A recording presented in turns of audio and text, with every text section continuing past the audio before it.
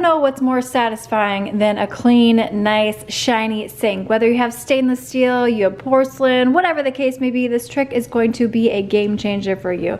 Thumbs up if you love all things hydrogen peroxide. Yes, baby. Then this one right here, cream of tartar. This may surprise you. I'll talk about why this works so well here in just a second. And then let's bring in the mothership, shall we? A little bit of baking soda. We got a sponge. We got some gloves. I love going to bed at the end of the night when my sink is all nice and shiny and you wake up and your kitchen's all clean and you're like, yes, I'm ready to take on the day. I'm gonna get rid of this stuff right here. You see that? Yes. Can you relate to any of that? Now, you know, I like to eyeball things. This is not like baking when it comes to cleaning. So we're gonna be generous here with our cream of tartar right there. We're making a nice little paste, and then I'm gonna pour in my hydrogen peroxide. You could pre-mix this if you want to, but why dirty an extra bowl? And then I'm gonna get a generous amount of baking soda. Now, I do not do this every single night when I'm cleaning my sink after dinner, but I do like to do it once a week. All right, let's mix it around. Can you hear it?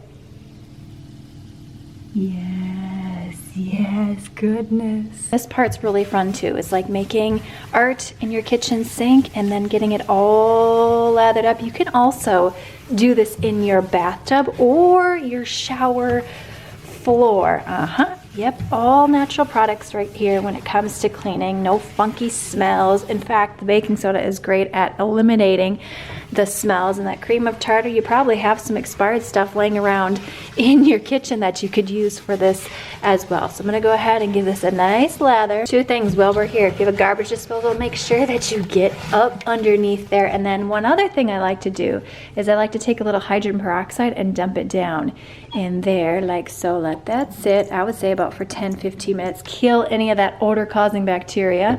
Now, the important thing is when you're working with any sort of baking soda that you rinse thoroughly. You can let this sit for a little bit if you want it to do its thing. I like to let it sit for about 2 minutes or just keep doing like this. This is satisfying too. And when you're ready, go ahead and rinse this baby out with some nice warm water. Looking nice already. And then what I do at the end of the day, I change these out every single day. These little kitchen towels, I'm obsessed with them. They absorb water so well.